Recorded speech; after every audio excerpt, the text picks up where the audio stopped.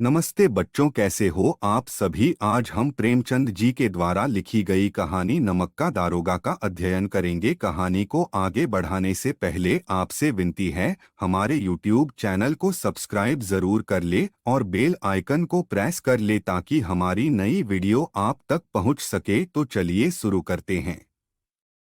नमक का दारोगा पाठ के लेखक का नाम प्रेमचंद जी है। प्रेमचंद जी का जन्म सन 1880 लम्ही गांव में हुआ था। इनकी मृत्यु सन 1936 में हुई थी। जीवन परिचय एवं साहित्यिक परिचय। मुंशी प्रेमचंद को हिंदी कथा साहित्य का शिखर पुरुष माना जाता है। कथा साहित्य के इस शिखर पुरुष का बचपन अत्यंत अभावों में बीता। स्कूल की शिक्षा पूरी करने के बाद पारिवारिक समस्याओं के कारण इन्होंने जैसे तैसे B.A. तक की पढ़ाई पूरी करी। अंग्रेजी विषय में M. नमक का दरोगा प्रेमचंद द्वारा रचित लघु कथा है। इसमें एक ईमानदार नमक निरीक्षक की कहानी को बताया गया है जिसने कालाबाजारी के विरुद्ध आवाज उठाई। यह कहानी धन के ऊपर धर्म के जीत की है। कहानी में मानव मूल्यों का आदर्श रूप दिखाया गया है और उसे सम्मानित भी किया गया है। सत्यनिष्ठा, धर्मनिष्ठा और कर्मपरायणता को विश्व के दुर्लभ गुणों में बताया गया है। अंत में यह शिक्षा दी गई है कि एक बेईमान स्वामी को भी एक ईमानदार कर्मचारी की तलाश रहती है। कहानी आजादी से पहले की है। नमक का नया विभाग बना। विभाग में ऊपरी कमाई बहुत ज्यादा थी, इसलिए सभी व्यक्ति इस विभाग में काम करने को उत्सुक थे। उस दौर में फारसी का बोलबाला था और उच्च ज्ञान के बजाय केवल फारसी में प्रेम की कथाएं और श्रृंगार रस के काव्य पढ़कर ही लोग उच्च पदों पर पहुंच जाते थे। मुंशी वंशीधर ने भी फारसी पढ़ी और रोजगार की खोज में निकल पड़े। उनके घर की आर्थिक दशा खराब थी।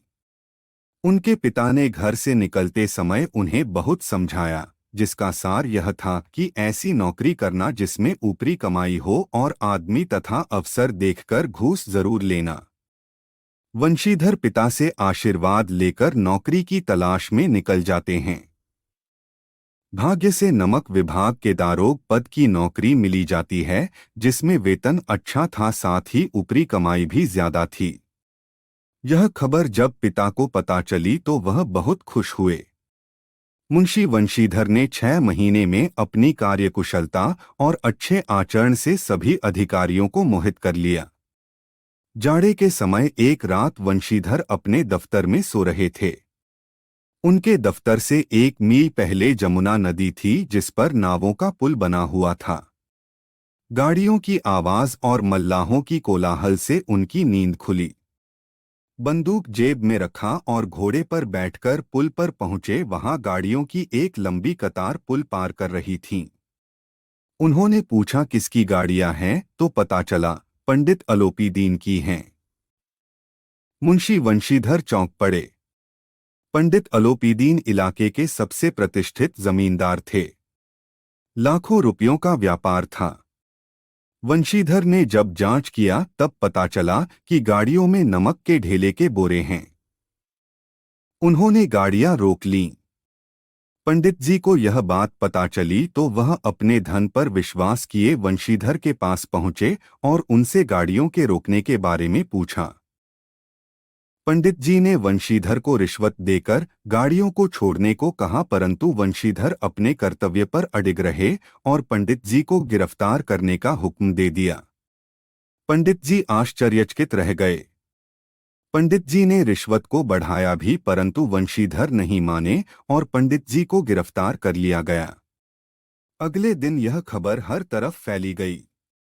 पंडित अलोपीदीन के हाथों में हथकड़ियां डालकर अदालत में लाया गया। हृदय में ग्लानि और क्षोभ और लज्जा से उनकी गर्दन झुकी हुई थी। सभी लोग चकित थे कि पंडित जी कानून की पकड़ में कैसे आ गए। सारे वकील और गवाह पंडित जी के पक्ष में थे। वंशीधर के पास केवल सत्य का बल था। न्याय की अदालत में पक्षपात चल रहा था। मुकदमा तुरंत समाप्त हो गया। पंडित अलोपीदीन को सबूत के अभाव में रिहा कर दिया गया। वंशीधर के उद्दंडता और विचारहीनता के बर्ताव पर अदालत ने दुख जताया, जिसके कारण एक अच्छे व्यक्ति को कष्ट झेलना पड़ा। भविष्य में उसे अधिक होशियार रहने को कहा गया। पंडित अलोपीदीन मुस्कराते हुए बाहर निकले। रुपए बांटे गए। वंशीधर को व्यंग्य बाणों को सहना पड़ा।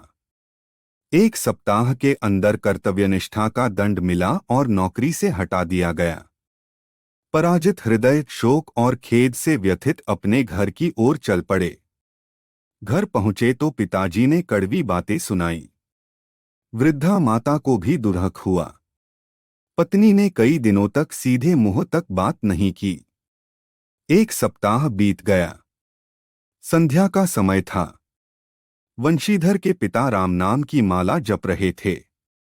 तभी वहां एक सजा हुआ एक रथ आकर रुका। पिता ने देखा पंडित अलोपीदीन हैं। झुककर उन्हें दंडवत किया और चापलूसी भरी बातें करने लगे, साथ ही अपने बेटे को कोसा भी। पंडित जी ने बताया कि उन्होंने कई रईसों और अधिकारियों को देखा और सबको अपने धनबल का गुलाम बनाया। ऐसा पहली बार हुआ जब कोई व्यक्ति ने अपनी कर्तव्यनिष्ठा द्वारा उन्हें हराया है।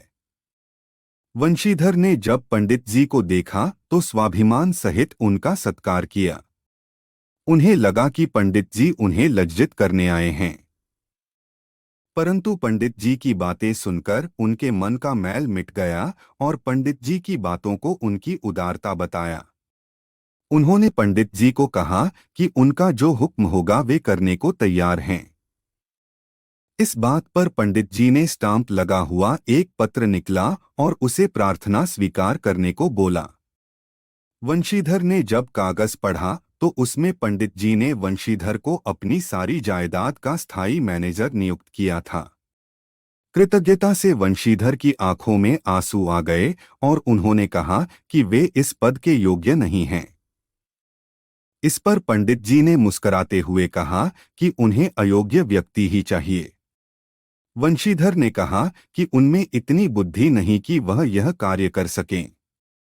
पंडित जी ने वंशीधर को कलम देते हुए कहा कि उन्हें विद्वान नहीं चाहिए बल्कि धर्मनिष्ठ व्यक्ति चाहिए। वंशीधर ने कांपते हुए मैनेजरी की कागज पर दस्तखत कर दिए। पंडित अलोपीदीन ने वंशीधर को खुशी से गले लगा लिया। तो यहीं पर यह कहानी समाप्त होती है। अगर कहानी अच्छी लगी हो तो वीडियो को लाइक जरूर करें।